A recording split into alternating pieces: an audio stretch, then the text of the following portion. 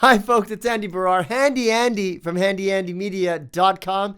Today I'm reviewing another robot vacuum, this time from a company I really respect, TP-Link, and their Tapo RV30 Plus robot vacuum. This one is a little bit amazing because not only is it a robot mop vacuum combo, but this one, what really caught my attention is that the bag that all the dust and dirt and debris go into can last 70 days. So that's almost like 2 months that you don't actually have to replace the bag. Is it any good? Well, we're going to have to find out in this review. So sit back, relax, get your popcorn ready, folks, and cue the intro.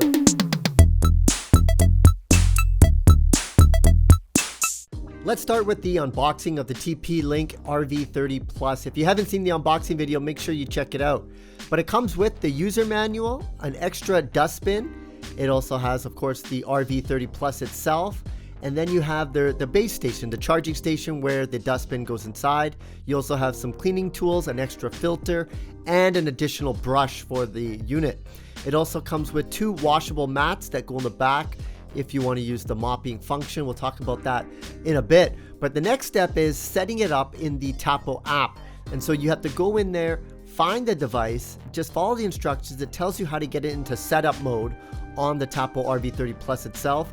That enables Bluetooth, and then it needs to connect to your phone directly.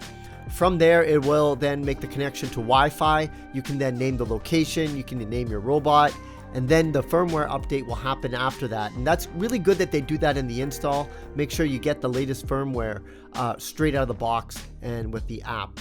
Once that's done, you're pretty much ready to go, except there's a manual on button on the side of the Tapo RV30 Plus.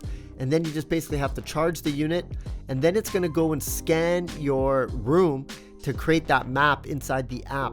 So I'm just letting it charge. After that, it scanned the room, and here you can see the map of the room. And now I'm going to start the first cleaning, just doing their normal standard cleaning. I wanted to see how well it did, and also measure if it was loud, if it's something that you can have working in the background while you're basically in the room. So here we go. In the app, I'm turning it on, and it's going to do the first clean.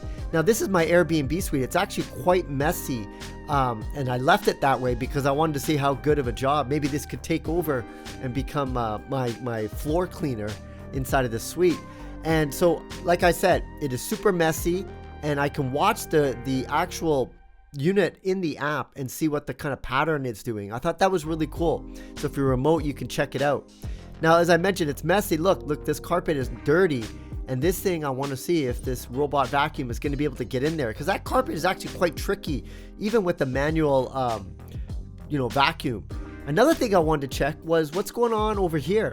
When it gets into the kitchen, you got these kitchen mats, to make it comfortable to stand on, but it climbed it, no problem. And it was cleaning above it, and it had no obstruction. I was worried if it was going to get stuck, but it went even on this one, on the side, got in there, still doing its cleaning job. So that was nice to know that, because that's the issue with these robot vacuums, is you don't know if they're going to get stuck every time it does the cleaning.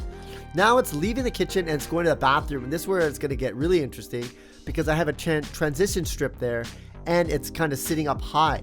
So I was wondering if this thing was going to kind of go over it and get stuck, but it's basically trying to touch on that side. Look, it almost went over there, but it decided, you know what, I'm going to bounce. I'm going to get out of here and go somewhere else. But the LiDAR actually still mapped the bathroom. You just can't exit it. Now look at this. It's stuck.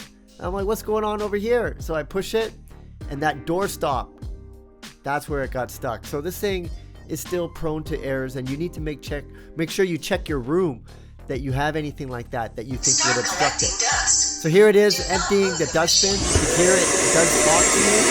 It is quite loud, but it doesn't last that long. Now I'm checking the carpet again. It did a pretty good job. I gotta admit, I was pretty impressed. It was quite dirty before, but it's doing a really, really nice job cleaning on that carpet and on the floor. The next step is testing the mop features. So I'm filling up the tank with some water. I'm not a big fan of these robot vacuum mop hybrids, but I'm gonna give this one a shot anyways. So I filled the tank up, I put everything together, and here you can see it is putting some water down onto the floor. So it's doing somewhat of a good mopping job. But I did actually ask the water tank, you can set the setting to have it release more water than usual, just because it's a small room. But check this out, see that? It's still got that mop mat thing on the back, and it's going right over that carpet. And that grosses me out. What kind of, it should have enough intelligence to know that that's carpet, and I'm not going to put that mat all over that, because that's the entrance. It's getting all that dirty stuff in there. Anyways, as a vacuum, this did a fantastic job. The LiDAR sensors on there was really good in mapping out the room. It can go right back to its base station, empty. 70 days you can do on one bag. So something worth considering if you have a big space and you don't want to be cleaning it all the time. Just get a robot to do it. Just don't use the mop is my advice. Well, hope you enjoyed this review of the TP-Link RV30 Plus robot vacuum.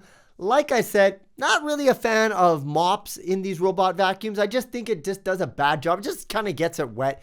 This is not going to replace manual mopping. Just get yourself a good mop. Trust me, you can't replace that. They're at least not now, right? The fact that it was rotting on that carpet, that was the deal breaker for me. But otherwise, as a vacuum, I really, really liked it. I like the fact that it has that 70-day bag on it, so you don't have to keep switching it up all the time. But again, maintenance is key. You got to make sure that you clean your robot vacuum like the Tapo RV30 Plus, or you're going to run into issues eventually. Anyways, folks, I hope you enjoyed this. If you did, smash that like button, leave your comments below, and subscribe to this channel. If you want more information about your boy, hit me up on my website, handyandymedia.com. Once again, Andy Baryer, Handy Andy, signing out. See you again next time.